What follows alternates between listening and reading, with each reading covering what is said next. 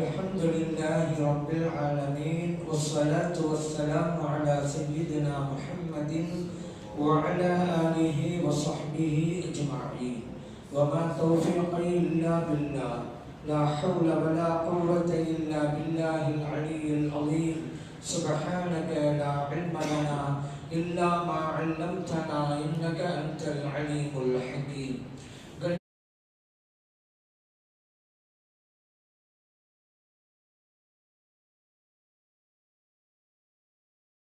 கண்ணியத்துக்குரிய பெரியோர்களே, அன்பார்ந்த சகோதரர்களே, ஒருவர் இறந்து விட்டால் சில சட்டங்கள் உண்டு. அவைகளை பற்றி நாம் பார்த்து வருகிறோம். அவற்றில் ஒன்றுதான் இறந்தவருடைய மனைவிக்கு இத்தா இருப்பது கட்டாயமாகும். அந்த இத்தா என்பது எத்தனை நாட்கள்? 4 மாதங்கள்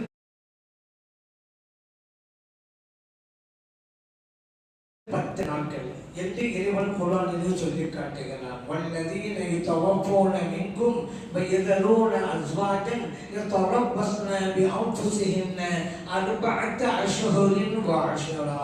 ஒருவர் இறந்து விட்டால் அவருடைய மனைவி 4 மாதங்கள் 10 நாட்கள் இத்தா இருக்க வேண்டும். இத்தா என்கின்ற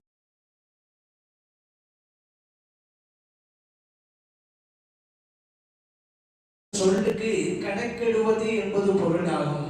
இங்கே ஏன் சில நாட்கள் இத்தா இருக்க வேண்டும் என்றால் காத்திருப்பு காலம் என்று தமிழ்ல சொல்லுவாங்க. அடுத்த திருமணத்தை செய்வதற்குண்டான காத்திருப்பு காலம். கணவனை இறந்து விட்டால் ஒரு பெண்மணி இன்னொருவரை திருமணம் செய்வதாக இருந்தால் சில காலங்கள் காத்திருக்க வேண்டும். அதற்குத்தான இத்தா. அந்த காலம் தான் 4 மாதங்கள் 10 நாட்கள் என்பதை நாம் அறிந்து கொள்வோம். சில பேர் கேட்பாங்க, ஏங்க 4 மாதம்? இதனுடைய நோக்கம் என்ன? இறந்து போனால அவருடைய குழந்தையை இந்த பெண்மணி சுமந்திருக்கிறாளா இல்லையா அப்படிங்கிறது தெரிந்து கொள்வது தானே. அதற்கு 4 மாதங்கள் இருக்கு. 1 மாசம் 2 வயசுலேயே தெரிஞ்சு போவோம் அல்லவா அந்த பெண்மணி கர்ப்பமாக இருக்கிறாங்களா இல்லையா என்று சில பேர் கேட்கலாம். இத்தாவுடைய நோக்கமே இதுதான் என்று யார் சொன்னது? அந்த பெண்மணி கர்ப்பமாக இருக்கிறாங்களா இல்லையா இறந்து போனவருக்கு அப்படிங்கிறதான் காரணம். அந்த காரணம் மட்டும்தான் என்று யார் சொன்னது? காரணங்களில் இதுவும் ஒன்றாக இருக்கலாம், ஆனா அது மட்டுமே காரணம் அல்ல. இப்படி செய்ய வேண்டும் என்பது இறைவனுடைய கட்டளை. அது இபாதத், வணக்கம். இறைவன் சொன்னால் செய்ய வேண்டும், அதுதான் நமக்கு கடமை. சமிஅனா வ அத்தஅனா, கேட்டோம் வழிபட்டோம், அவ்வளவுதான் நம்முடைய. அல்லாஹ் சொல்லிட்டு அங்க போய் இருக்காங்க அவ்வளவு இதுக்கு அவ்வளவு போதுமே, இதுக்கெல்லாம் தேவையே இல்லைங்க. அல்லாஹ் ஒரு வணக்கமாக அது கட்டளை எழுதுகிறான். அதை செய்ய வேண்டியதுதான் அடியார்களுடைய கடமை என்பதை நாம் அறிந்து கொள்ள வேண்டும். இந்த இத்தா இருப்பது என்பது அந்த காத்திருப்பு காலம் 4 மாதங்கள் 10 நாட்கள் சொல்கிறோம் அல்லவா. அந்த மனைவி எப்படி இருந்தாலும் சரிதான். மனைவியாக இருந்த பெண்மணி இளம் பெண்ணாக இருக்கிறாங்க, அந்த கால அளவுதான். அல்லது முதிர்ந்த வயது முதிர்ந்த பெண்ணாக இருக்கிறாங்க, கிழவியாக இருக்கிறாங்க, அவங்களுக்கு இந்த சட்டம் தான். சரி, ஒருவர் திருமணம் செய்தால் தாம்பத்திய உறவில் ஈடுபடவில்லை, இறந்துட்டாரு. இப்போ அந்த பெண்ணை இத்தா இருக்க வேண்டுமா? இருக்க வேண்டும். தாம்பத்திய உறவே நடக்கலையே, நடக்காவிட்டாலும் தடுத்து ஆகணும். தாம்பத்திய உறவுக்கு பிறகு இறந்தாலும் சரிதான். தாம்பத்திய உறவே நடக்கவில்லை, இவர் இறந்து போய்விட்டார், அப்பொழுதும் இந்த பெண்மணி இத்தா இருந்துதான் ஆக வேண்டும். காரணம் என்ன அப்படின்னா, இறைவன் பொதுவாகத்தான் சொன்னான். அர்பஅத அஷ்ஹுரின் வ அஷ்ரா என்று சொன்னது எல்லா கணவனை இழந்த பெண்களுக்கும் பொதுவாக சொன்னதுதான். அதுல வித்தியாசம் இருந்திருந்தா இறைவன் அந்த வசனத்தை வித்தியாசம் காட்டியிருப்பான். தாம்பத்திய உறவிலே ஈடுபட்ட பெண்ணுக்குத்தான் இந்த சட்டம் சொல்லி இருப்பாங்க. அப்படி சொல்லலையில இறைவன் பொதுவாக சொன்னதால் எல்லோருக்கும் இந்த சட்டம் தான். இன்னொரு ஹதீஸும் இருக்கிறது. அப்துல்லா இப்னு மஸ்ஊத் ரலியல்லாஹு அன்ஹு அவங்ககிட்ட ஒரு மஸ்அலா வருது, ஒரு கேள்வி வருது. ஒருவர் இறந்துட்டாரு, அவருக்கு மனைவி இருக்கிறாங்க.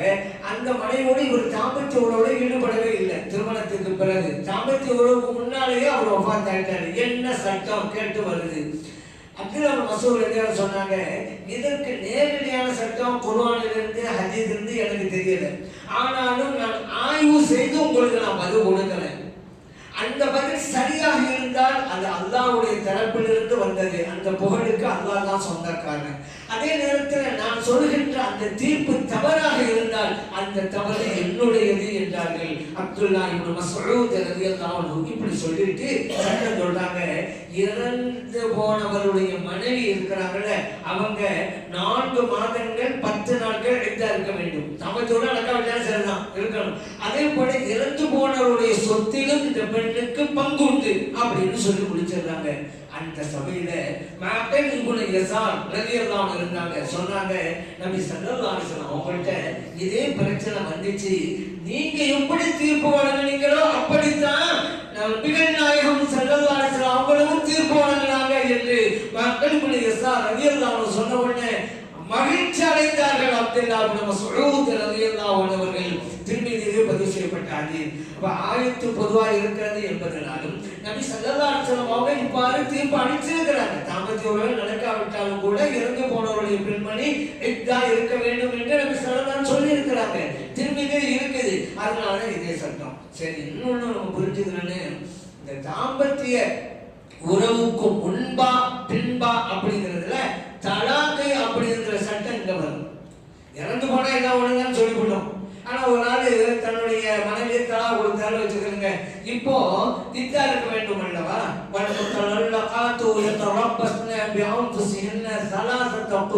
அல்லாஹ் சொன்னான், தலாக்கு கொடுக்கப்பட்ட பெண்கள் 3 குருவு காலங்கள் இத்தா இருக்க வேண்டும். ஹனபி இமாம் சொன்னாங்க 3 குருவு காலம் என்பது 3 மாதவிடாய் காலங்கள்.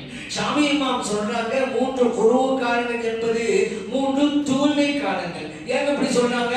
குருங்கிற வார்த்தை அல்லாஹ் குர்ஆன்ல சொன்னா, குருக்கு என்ன அர்த்தம்னு அரபி டிக்ஷனரி எடுத்து பார்த்தா 2 அர்த்தம் பார்த்துருக்கு. 2 அர்த்தம் இருக்குது. அதனால அந்த தூய்மைங்கிற அர்த்தத்தை ஷாமி இமாம் கொடுக்குறாங்க, ஹைது மாதவிடாய்ங்கிற அர்த்தத்தை ஹனபி இமாம் கொடுக்குறாங்க. இப்படி ஒரு கருத்து வேறுபாடு இந்த உம்மத்தில் வரக்கூடாதுன்னு அல்லாஹ் நினைச்சிருந்தா கருத்து வேறுபாட்டுக்குரிய அந்த சொல்லை இறைவன் பிரயோகித்திருக்க மாட்டான். குருக்கு 2 அர்த்தம் இருக்குதுல்ல அந்த அரபி மொழியில. இந்த குருங்கிற வார்த்தை நம்ம போட்டா சில பேர் தூய்மைங்கிற அர்த்தம் வைப்பாங்க, சில பேர் மாதவிடாய் அர்த்தம் வைப்பாங்க. ஏன் 2 அர்த்தம் இருக்குது? அப்ப கருத்து வேறுபாடு கருத்து வேறுபாடு வரக்கூடாது. அதனால துஹுர்னு போட்டோம். தூய்மைங்கிறது தான் நோக்கம் சொன்னா துஹுர்னு எல்லாம் போட்டிருப்பான அந்த வசனத்துல கருத்து வேறுபாடு வந்திருக்காதுல்ல. அல்லது மாதவிடாய்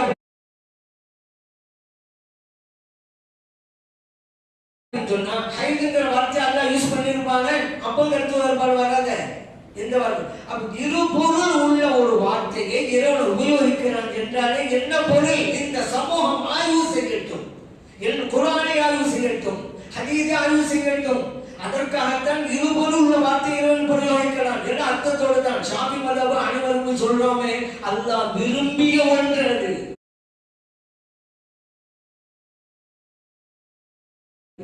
இல்லைன்னாக்கா கருத்து வேறுபாடு இல்லாம வார்த்தை போட்டுப்பான். அல்ல கருத்து வேறுபாடு வர வேண்டும், இறைவன் விரும்புகிறான். இப்போ புரிஞ்சுக்கிட்டோமா?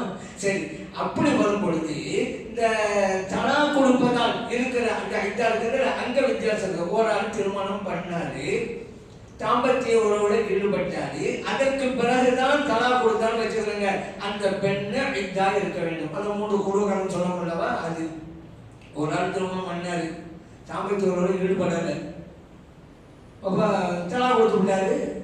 தாம்பத்திய உறவுக்கு முன்னாலே நிக்கா தான் நடந்துச்சு, தாம்பத்தியம் நடக்கல, தலா கொடுத்து விட்டாரு. இப்ப இந்த பெண்ணு இத்தா இருக்க வேண்டுமா?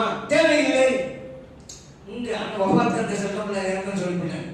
இங்க ஏன் அல்லாஹ் குர்ஆன்ல சொல்லிவிட்டான், தாம்பத்திய உறவு நடக்கலையா, தலா கொடுத்துட்டீங்களா, இத்தா இல்லைன்றான். யா அய்யுஹல் லதீன ஆமனு இதா நகஹதுமுல் முஃமினாத், இறை நம்பிக்கையாளர்களே, நீங்கள் இறை நம்பிக்கை உள்ள பெண்ணை நீங்கள் திருமணம் செய்து கொண்டால் சும்மத்தல்லக்துமூஹுன்ன மின் கப்லி அன் தமஸ்ஸூஹுன்ன, அந்த பெண்ணை நீங்க தாம்பத்தியோடு ஈடுபடுவதற்கு முன்னால நீங்க தலா கொடுத்தா ஃபமாலக்கும் அலைஹின்ன மின் இத்தத்தின் தஅததுனஹா, அந்த பெண்ணை இதா இருக்க தேவையில்லைன்றான். தலாக்குடைய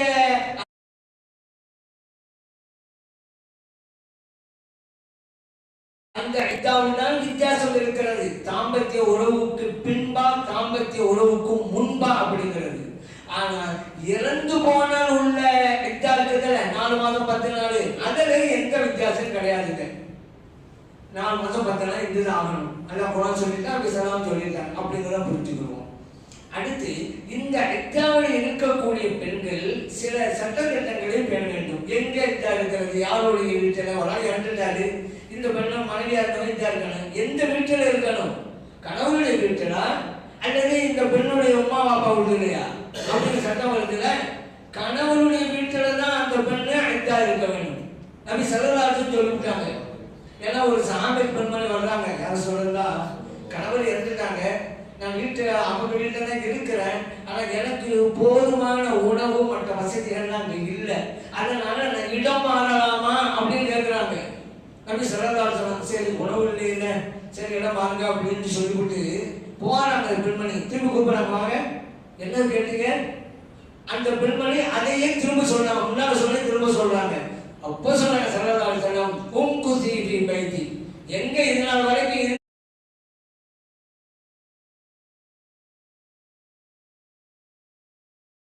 அங்கேயே தான் இருக்கு அப்படின்ட்டாங்க. இடமா மாறக்கூடாது அப்படின்னாங்க. கணவனுடைய வீடு, ஒரு பெண்மணி கணவனுடைய வீட்டில் இருக்கும் போதுனாலே கணவனுடைய இறப்பு செய்து வருது, அங்கே தான் அவங்க இதா இருக்கணும். இல்லை உமா வீட்டு போனேன், எங்க சகோதர வீட்டில் கொஞ்சம் வசதி வாய்ப்பான இருக்குது, அங்கே போய் உட்காந்து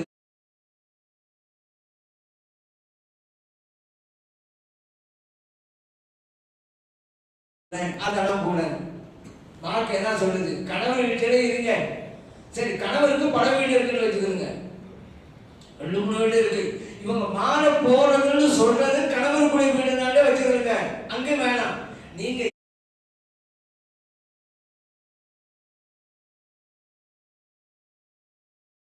எங்க இருக்கும் போது இந்த மரணம் செய்து வந்ததோ அங்கதான் இருக்கணும். நபி ஸல்லல்லாஹு அலைஹி வஸல்லம் சொல்லிட்டாங்க. அபூ தாவூத், திர்மிதி, இப்னு மாஜா, நசாயி எல்லாம் இது பதிவு செய்யப்பட்டிருக்கு. இதுல இன்னொரு விஷயத்தை யோசிக்கணும். இந்த ஒரு சட்டம் அங்கதான் இருக்கணும் அப்படின்னு ஏன் சட்டம்? எதுவா இருந்தாலும் காரணம் இருக்கும். அந்த காரணம் நமக்கு தெரியலாம், தெரியாமலும் போகலாம். 1000 ரகசியங்கள் இருக்கலாம். அது அல்லாஹ்வுக்கு தெரியும், அல்லாஹ்வுடைய ரசூல் ஸல்லல்லாஹு அலைஹி வஸல்லம் அவங்களுக்கு தெரியும். ஆனாலும் நமக்கு இந்த உலக வாழ்க்கையை பார்க்கும் பொழுது இந்த ஒரு சட்டம் தேவைதான்னு நாம் யோசிக்கிறோம். அந்த ஒரு விஷயத்துக்கு எத்தனை விஷயங்கள் இருக்கலாம். உலக விஷயத்தை பார்க்கிறோம்ல, அப்படி பார்த்தா தேவைதான் அப்படி வளர்ந்தது. ஏன்னு கேட்டா நடைமுறையில் இழப்பதைத்தான் சொல்ல வருகிறேன். இப்போ அந்த பெண்மணி இதா இருக்கிறாங்க, வேறு ஒரு வசதி இல்லை, வேறு வீட்டுக்கு போயிட்டாங்கன்னு வச்சுக்கிறோங்க. அங்க இருக்கும்போது அங்க கர்ப்பம் தரிக்கிறாங்க. அந்த கர்ப்பம் தரித்தல் என்பது இறந்து போனவருடைய குழந்தை அப்படிங்கிற அடிப்படையிலே தான். ஆனா இறந்து போனவருடைய சகோதரர்கள் இருக்கிறாங்கல்ல, நல்லவங்களும் இருக்கலாம், கெட்டவங்களும் இருக்கலாம்.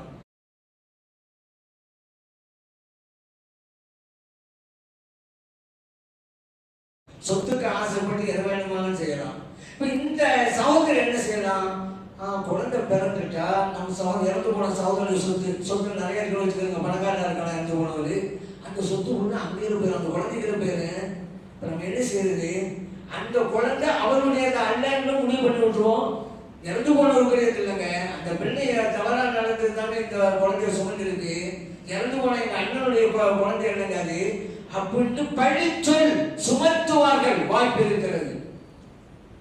ஏன்னா இறந்து போனவருக்கு குழந்தை என்னன்னு வச்சிருக்காங்க, சொத்து அவருடைய வாப்பாவுக்கு போகும், வாப்பா என்ன வச்சிருக்காங்க, சகோதரர் வந்துரும்ல, இவர் சகோதரா இருக்கிறாரு. இந்த நேரத்துல இறந்து போனவருக்கு வாப்பாவும் இல்லை, குழந்தைய அவருக்குரிய முடிவு பண்ணிட்டாக்கா சொத்து எல்லாம் நமக்கு கிடைச்சிரும்ல. அதற்காக வேண்டியாக மீன் பண்ணி சுமத்துவார்கள் அந்த பத்தினி பெண் மீது, கற்புள்ள அந்த பெண் மீது.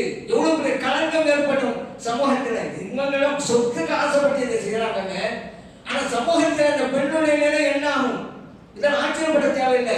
சொத்துக்காக கொலை செய்ய போறாங்க, இவர் இருக்கிற வரைக்கும் சொத்து நம்ம கிடைக்காது, கொலை பண்ணிட்டாங்க சொத்து நம்ம கிடைக்கணும். ஏன்னா எப்படா மோத்தா போவாரு, எப்படா மோத்தா போவாரு எதிர்பார்த்தான், மோத்தா போகல, அதெல்லாம் கொலை பண்ணிவிட்டான். ஆனா நம்ம மார்க்க எல்லாத்தையும் தெளிவல்லவா, கொலை செய்தவனுக்கு சொத்துல பங்கிடுன்னு முடிவு பண்ணிச்சு. அப்பவே அடுத்த 4 வருஷம் முன்னாடியே இப்படி எல்லாம் நடக்கும், சொத்துக்காக கொலை செய்வான். அப்ப கொலையாளிக்கு சொத்திலே பங்கிடு. இப்ப யாரும் கொலை செய்ய மாட்டான்.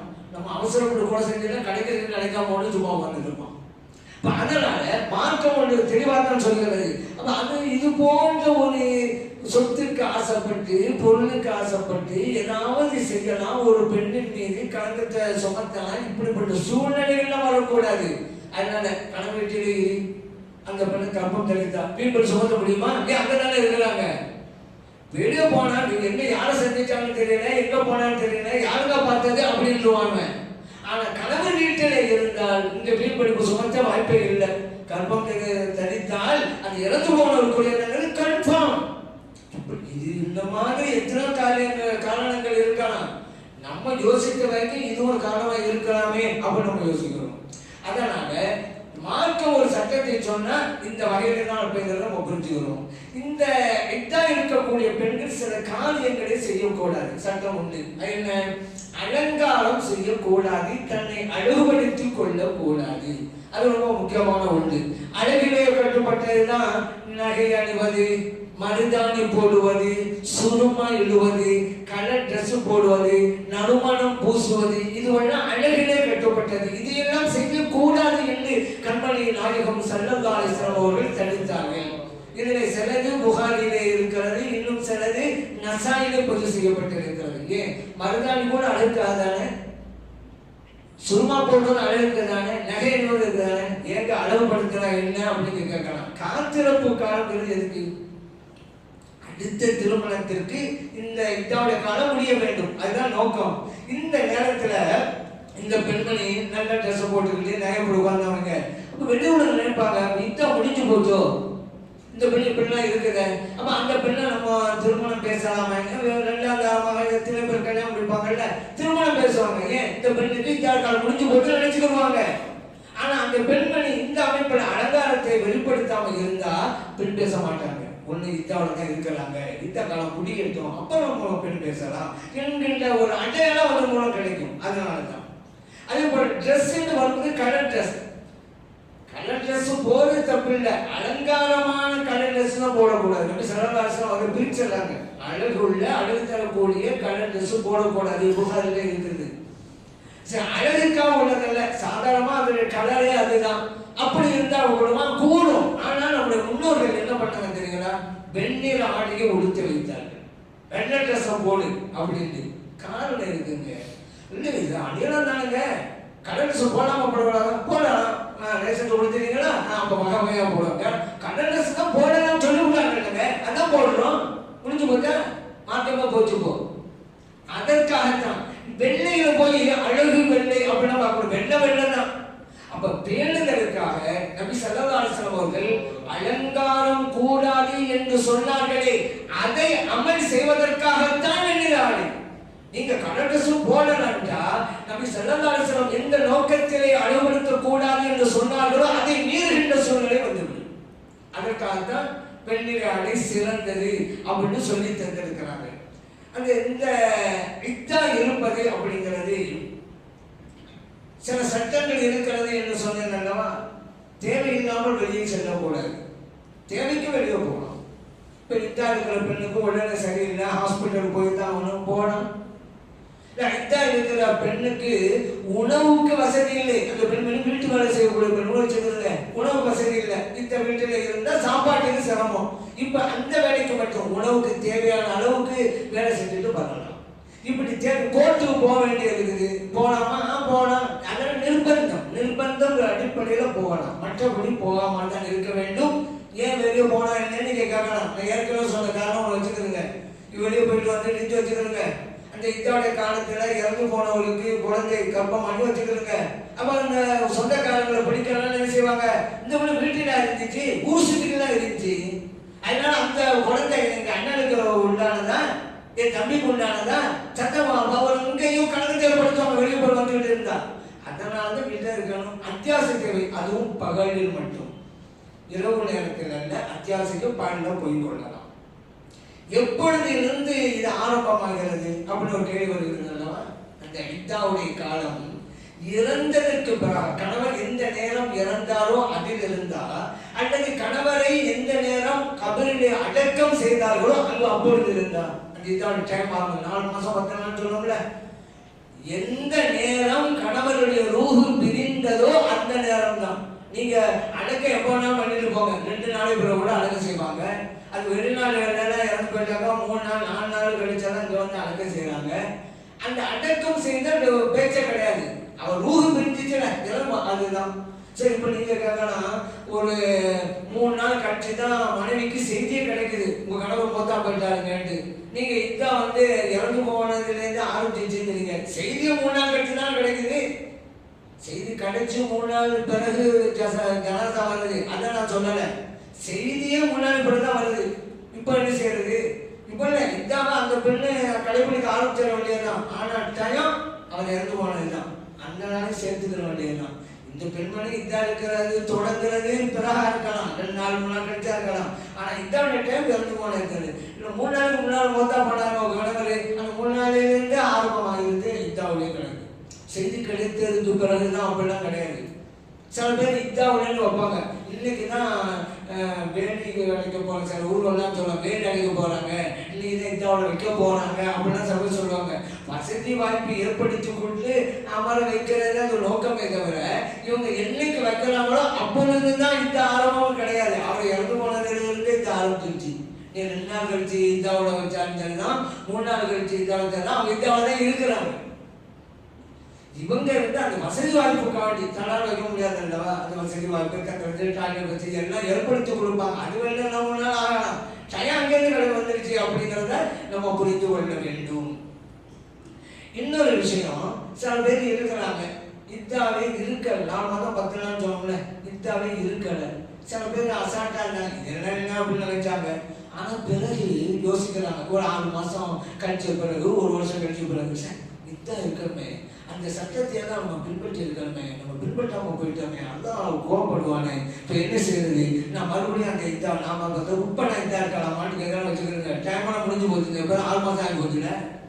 4 மாதம் 10 நாள் முடிஞ்சிட்டா இதுதான் முடிஞ்சு விட்டது. அந்த சட்டத்தை நீங்க பின்பற்றினாலும் சரி, பின்பற்றாம போனாலும் சரி, டைம் முடிஞ்சு. இப்போ பின்பற்றாலே நீங்க குற்றவாளி. என்ன செய்யுது? தௌபா செய்ய, யாருடா நான் அந்த இதாவுடைய சட்டத்தை எல்லாம் பேணாம போயிட்டேன், நான் மன்னிச்சிரு, அதுதான் வழி. அதனால அந்த கழிந்த காலத்தை இப்போது நான் முறையா அனுஷ்டிக்கிறேன் கிடையாது. டைம் முடிஞ்சு போகுது. 4 மாதங்கள் 10 நாளும் முடிஞ்சே போயிடும். 4 மாதங்கள் 10 நாட்கள் அப்படிங்கிறது கமரியான்னு சொல்லுவாங்க, சந்திர கணக்கு பிரகாரம். அங்க போய் ஜனவரி, பிப்ரவரி, மார்ச், ஏப்ரல் 4 மாதம் அப்படி கூட பார்க்கக்கூடாது.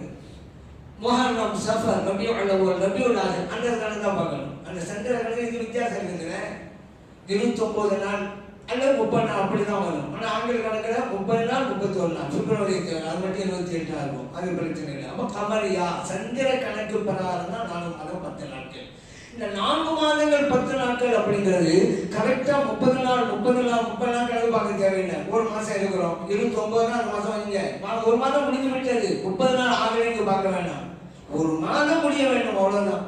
இல்லை அந்த மாதம் 30 நாள் வருது, அப்ப அது 30 நாள் கணிக்க முடியாதான். மாதம் தான் கணக்கு. மாதம் முடிந்தது பிறகு அப்புறம் 10 நாட்கள் பிறை கணக்கு நம்ம பார்ப்போம்ல. அது என்ன? இப்ப நமக்கெல்லாம் இஸ்லாம் தரப்புல மகரிபு நேரம் தான் ஒரு நாளுடைய தொடக்கம். மகரிபு ஆகிட்டாக்கா அடுத்த நாள் தொடங்கிடுச்சு. ஆனால் சென்னை சிட்டி அப்படி கிராமத்தில் கரெக்டாக ஃபாலோ பண்ணிட்டு இருக்கிறாங்க. வெள்ளிக்கிழமை இரவும்பாங்க, அப்படி இல்லை, வியாழக்கிழமை பின்னேரம், வெள்ளிக்கிழமை தான் சொல்லுவாங்க. புதன்கிழமை பின்னேரம் விடிஞ்சா வியாழன் இரவு தான் சொல்லுவாங்க. கிராமத்தில் நீங்க பார்க்கலாம் பெண்கள்லாம். ஆனால் இங்கே அப்படி கிடையாது. புதன்கிழமை பின்னால் இரவு வருகிற அதையும் புதன்கிழமை தான் சொல்லிக்கிறாங்க. சிட்டியில வேறு சமூகத்து மக்களோட வாழ்ந்துருக்கிறதுனால அதுவே வந்து போச்சு. அதே போல வெள்ளிக்கிழமை இரவு விடிந்தால் வெள்ளி, வியாழக்கிழமை இரவுன்னு சொல்லுவாங்க. ஏன் பகல் வியாழனா இருந்ததுனால மறுநாள் அந்த நைட்டும் வியாழன் இரவுவாங்க. நல்ல வேலை உருதுல சும்மா ராத்திரி பேர் வச்சு விட்டாங்க, பிரச்சனை கிடையாது. பேர சும்மா ராத்திரி தானே. அப்ப அதுக்கு அப்படித்தான் ஒவ்வொன்றிலையும் அந்த பகல் வரும்போது இருந்தால் அதோட சேர்க்கணும். சரி, ஒரு ஆள் இறந்து போனாலும் அசர் பக்தியில பிற 7 வச்சுக்கிறேங்க. மகரிப் ஆயிடுச்சா பிற 8. அப்ப நீங்க பிற 7 தான் கணக்கு வைக்கணும். அவர் என்றைக்கு இறந்தார்? பிறை 7. என்றைக்கு இறந்தார்? பிறை 7 அவர் இறந்தார். இல்லைங்க, அசர் தானே, அசரா இருந்தாலும் சரிதான், மகரிப்புக்குள்ள அவர் எப்ப இருந்தாலும் சரிதான். மகரிப்பு வந்துட்டா ஒரு நாள் அந்த பிரச்சனை கிடைக்கணும். 2ஆம் நாள் ஆரம்பமாயிடுச்சு. சரி, 4 மாதம் முடிந்ததற்கு பிறகு 10 நாட்கள். பிறகு 7 4வது மாசத்துல பிறகு 7 வந்து போச்சு. பிறகு 7 அங்கிருந்து 10 நாட்கள். அப்ப பிற 17 முடியும்.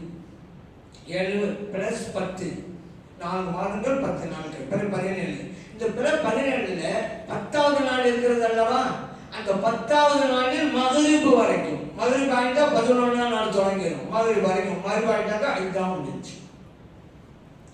இந்த இதாவுடைய காலகட்டத்தில் பெண்கள் அந்நிய ஆண்களை பார்க்க கூடாது. சில பேர் என்ன நினைச்சிடறாங்கடா, இத்தாவில் இருக்கக்கூடிய பெண்ணு தான் அந்நிய ஆண்களை பார்க்க கூடாது, மற்ற பெண்கள் பார்த்து கொள்ளலாம்னு நினைச்சிட்டு இருக்கிறாங்க. ஏங்க, அந்நிய ஆணை பார்க்க கூடாது என்பது இத்தாவுக்குரிய சட்டம் அல்ல, பொது சட்டம், பெண்களுக்கு உண்டான சட்டம். அதே போல ஆண்களுக்கு உண்டான சட்டம். அந்நிய ஆணை பெண் பார்க்க கூடாது, அந்நிய பெண்ணை ஆண் பார்க்க கூடாது என்பது பொது சட்டம். ஆனா இது ரொம்ப கரெக்டா பேண்டது இதால மட்டும் அப்படிங்கறதோட அளவுக்கு மேல இல்லாத சட்டத்தை தான் பண்ணுவாங்க. அளவுக்கு மேல நம்ம என்ன சொல்றோம், எல்லா காலகட்டத்திலையும் கரெக்டா உள்ளதை பின்பற்றுங்க, அது போதுங்கிறோம். மற்ற சமயங்கள்ல யாரையும் பார்க்கலாம், யாரையும் போகலாம், அந்த ஹிஜாபை பேண்டதே இல்லை, அந்நியான்களை எல்லாம் பார்த்துட்டு தான் இருக்கிறாங்க. இது ஒரு பாவம் நினைக்கிறதே இல்லை. ஆனா இதாக வந்துட்டா வரம்பு மீறுதல் சொல்லுவோம்ல, அப்படி வரம்பு மீறுவாங்க. என்ன, சின்ன பையன் வந்தா கூட சின்ன பையனா விடாதீங்க, பார்க்க கூடாது அப்படிம்பாங்க. சின்ன பையனா தான் பார்க்கலாமே, பருவம் அடைந்தவனை தாங்க பார்க்க கூடாது. ஆணோ பெண்ணோ, பருவம் அடைந்த ஆணை பெண் பார்க்க கூடாது, பருவம் அடைந்த பெண்ணை ஆண் பார்க்க கூடாது. அந்நியர்களா இருந்தா சின்ன பிள்ளைகளா 7 வயசு 8 வயசு 10 வயசு பார்க்கலாம்ல. ஆனா இதாவோட இருந்தா சின்ன பையன் கூட விட மாட்டான். 5 வயசா இருப்பான், 7 வயசா இருப்பான், விட மாட்டாங்க. இதாவோட பார்க்க கூடாது. அப்போ சாதாரண டயத்துல சட்டத்தை பேணல, இதாவோட டயத்துல இல்லாத சட்டத்தை பேணுறாங்க. இன்னும் சில ஊர்ல வேடிக்கையா இருக்குது, ஒரு கற்பிணி பெண்ணை கூட விட மாட்டாங்க. கற்பிணி பையன் உள்ளுக்குள்ள இருக்க குழந்தை ஆண் குழந்தை என்ன செய்யுது, இல்லையாப்பா இந்த அளவுக்கு பேணலாம் பாருங்க. உள்ளுக்குள்ள வந்து ஆண் குழந்தை இருந்தாலும் இருந்துடலாமா, இப்படியா பண்றது? வரம்பு மீறுவது. அது இந்த ஹஜ்ஜு டைத்துன்னு சொல்லலாமே. அவருக்கு ஹஜ்ஜுக்கு போனாங்களோ, உங்களோட அவுக்கலாம் ஹஜ்ஜுக்கு போறாங்க அப்படின்னு பார்த்தா முகம் 2 மணிக்கு இருந்தாலும் கரெக்டாக மறைச்சு விடுவாங்க. ஹஜ்ஜுக்கு மட்டும் அந்த சட்டமா? நீ ஊர்ல இருக்கும் அந்த சட்டம் தானங்க. ஆனா ஊருக்கு மேலே அப்படி கிடையாது. கை தெரியும், உறுப்புகளை மறைக்கப்பட வேண்டிய உறுப்புகள்லாம் வெளியில தெரியும். அந்த கவனசெலுத்தலே இல்லை. ஹஜ்ஜுக்கு போனால் கரெக்டாக செய்யறது. ஹஜ்ஜுக்கு மட்டும் சட்டம் கிடையாது, எல்லாருக்கும் உள்ள சட்டம் இருக்கு. ஆனால் நடைமுறைன்னு இப்படி ஆகி போச்சு. அதனால அந்நிய ஆண்களையும் பார்க்க கூடாது, பொதுவான சட்டம்ங்கிற புரிஞ்சுக்கணும். நீங்க பேணுவது இத்தாவுடைய காலத்துல அதிகம் அப்படின்னு வேணா வரலாம், அது ஒரு பிரச்சனை இல்லை. அதே போலதான் இந்த பேசுவது. இப்போ இத்தாவுடைய ஒரு பெண்மணி வந்து போன்ல பேசலாமா அப்படின்னு கேட்கிறாங்க. நீங்க யாரையெல்லாம் இத்தாவுடைய இருக்கும்போது பார்க்கலாமோ அவங்களோடு இத்தாவுடைய இருக்கும்போது பேசவும் செய்யலாம். யாரையெல்லாம் இத்தாவுடைய இருக்கும்போது பார்க்க கூடாதோ அவங்களோடு நீங்க இத்தாவுடைய காலத்துல பேசவும் கூடாது. அப்படி ஷார்ட்டா பண்ணிக்கலாம். இப்பதான் பார்க்கலையிலங்க, எங்க இருக்கிறதாலும் பேசலாம் கூடாதுங்க. அந்நியான்களோட பேசக்கூடாதுல்ல, பார்க்கறது கூடாது, அதனால பேசுறதும் கூடாது. அதை நீங்க புரிஞ்சுக்கணும். சரி, அடுத்து இன்னும் இப்ப இத்தாவுடைய காலம் முடிஞ்சுட்டா இன்னொரு வரை விரும்பிய வரை திருமணம் செய்து கொள்ளலாம் தானே. இந்த சட்டம் கண்மணி நாயகம் ஸல்லல்லாஹு அலைஹி வஸல்லம் அவருடைய துணைவியருக்கு கிடையாது. நபி ஸல்லல்லாஹு அலைஹி வஸல்லம் இந்த உலகத்தை விட்டு மறைந்ததற்கு பிறகு அவருடைய துணைவியர் யாரையும் திருமணம் செய்து கொள்ள கூடாது. இறைவன் போட்ட சட்டம் இது. வமா கான லக்கும் அன் தூது ரசூலல்லாஹ், அல்லாஹ்வுடைய தூதர் ஸல்லல்லாஹு அலைஹி வஸல்லம் அவர்களுக்கு இடையூறு அளிப்பதற்கு உங்களுக்கு யாருக்கும் அனுமதி இல்லை. வலா அன் தன்கஹு அஸ்வாஜஹு மின் பஅதிஹி அபதா, நபி ஸல்லல்லாஹு அலைஹி வஸல்லம் அவர்களுக்கு பிறகு அவருடைய துணைவியர் எவரையும் எக்காலமும் நீங்கள் திருமணம் செய்து கொள்ள கூடாதுன்னு அல்ல சொல்றாங்க. அதனாலதான் ஸல்லல்லாஹு அலைஹி வஸல்லம் துணைமார்கள்லாம் இதா இருக்கிறாங்க. ஆயிஷா சித்திகா ரலியல்லாஹு அன்ஹா இருந்தாங்கல்ல, ஸல்லல்லாஹு அலைஹி வஸல்லம் வஃபாத்துக்கு பிறகு ஆயிஷா சித்திகா ரலியல்லாஹு அன்ஹா இதா இருந்தாங்க. கண்டுபிடிமா நீங்க? இதா இருக்கலையே, இதாங்கிறது காத்திருப்பு காலம் தானே, அடுத்த திருமணத்திற்கு தயாராகிறது தானே.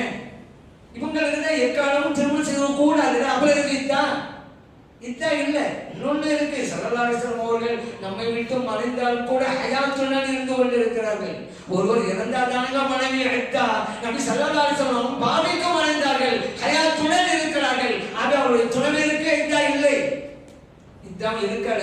அவங்க துணைவியரை திரும்ப சொல்லக்கூடாது. இதுல விதிவிலக்கு அல்ல கொண்டு வந்துட்டான். மற்றவங்களுக்கு அப்படி இல்லை. கணவன் உள்ள பெண்ணை திருமணம் சொல்லக்கூடாது. வல் முஹ்ஸனாத்து மினன் நிஸா, அவ்வளவுதான். கணவன் மோத்தா போயிட்டாரு, இந்த பெண் இதாவோட இருந்தாங்க, 10 நாள் முடிஞ்சு போச்சு, யாரையும் திருமணம் செஞ்சு கொள்ளலாம். ஸல்லல்லாஹு அலைஹி வஸல்லம் சொல்லுங்க சட்டம் இல்லை. அடுத்து ஒரு விஷயம், மிக முக்கியமான விஷயங்க. ஒரு பெண்ணுக்கு இந்த உலகத்துல 2 கணவர் இருந்தாங்க. ஒன்றன் பின் ஒன்றா தலா கொடுத்து விட்டாரு, பிறகு இந்த பெண்ணு இன்னொரு உலகம் துணை செஞ்சாங்க. இப்போ 2 கணவர் ஆயிட்டாங்க இந்த உலகத்துல. அல்லது இறந்து போயிட்டாரு, இதாவுக்கு பிறகு இந்த பெண்ணு இன்னொரு உலகம் துணை செஞ்சாங்க. அவர் இறந்த பிறகு இன்னொரு உலகம் துணை செஞ்சாங்கன்னு வச்சுக்கோங்க. பார்க்கறது கூட தானே. இந்த உலகத்துல ஒரு பெண்ணுக்கு 2 கணவர்கள் 3 கணவர் இருந்தா சொர்க்கத்துக்கு போனதுக்கு பிறகு எந்த கணவரோடு இந்த பெண்மணி இருப்பாங்க? ஏன்னா சொர்க்கத்துல கணவன் மனைவியோட தான். இந்த உலகத்திலே கணவன் மனைவி 2 பேரும் சொர்க்கம் வந்துதான் வைங்க, அவங்க கணவன் மனைவி தான் அங்கே. இப்ப இங்கதான் கேள்வி வருது, இந்த உலகத்தில் 2 மனைவி தலா கொடுத்தவங்க நம்ம கணக்கில் எடுக்காம இருக்கலாம், அது தேவையில்லை. இறந்து போனவரை கணக்கில் எடுக்கலாம். இறந்து போனாரு, அப்புறம் திரும்ப செஞ்சு கொண்டாங்க, அப்ப 2 கணவராகி போச்சு. இந்த பெண்ணு சொர்க்கத்துக்கும் போனாங்க. 2 பேர்ல ஒரு கணவர் தான் சொந்தம் வந்தாரு, இன்னொரு வரலன்னு வச்சுக்கோங்க, பேச்சே கிடையாது. மற்ற கணவரோடு இவங்க கணவனையா இருப்பாங்க. ஆனா அந்த 2 கணவரும் சொந்தம் வந்துட்டாங்க. இந்த பெண்ணும் சொர்க்கத்தில் இருக்கிறாங்க, அந்த 2 கணவரும் சொர்க்கத்துக்கு வந்துட்டாங்க. இப்ப எந்த கணவரோட இருப்பாங்க கேள்வி வருதுல. அது 3 வகையான பதில்களை இமாம்கள் சொல்லி தராங்க. ஒன்று, இந்த உலகத்தில் வாழும்போது அந்த பெண்ணோடு நற்குணத்தோடு அழகிய பண்போடு வாழ்ந்தார் அல்லவா, அவரோடு அந்த பெண் இருப்பார்.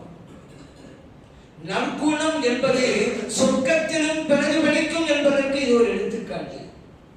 இன்னொரு கருத்து, இந்த உலகத்துல எந்த கணவர் கடைசியா இருந்தாலும் அந்த கணவரோடு இருப்பாங்க, 2வது கருத்து. 3வது கருத்து, அந்த பெண்ணுக்கு இஷ்டம் கொடுக்கப்படும். இந்தாமா 2 பேர் இருக்கிறாங்க, உலகத்தில் கணவராக இருந்தவங்க, யாரை விரும்புதோ அவங்களை கணவராக வச்சுக்க இஷ்டம் கொடுக்கப்படும் என்று 3 கருத்துக்கள் இருக்கிறது. மார்க்க சட்ட திட்டங்களை பேணுகின்ற நல்லவர்களாக எல்லாம் வல்ல இறைவன் நம்மை ஆக்கிடுவானாக. ஆமீன். அல்ஹம்துலில்லாஹி ரப்பில் ஆலமீன்.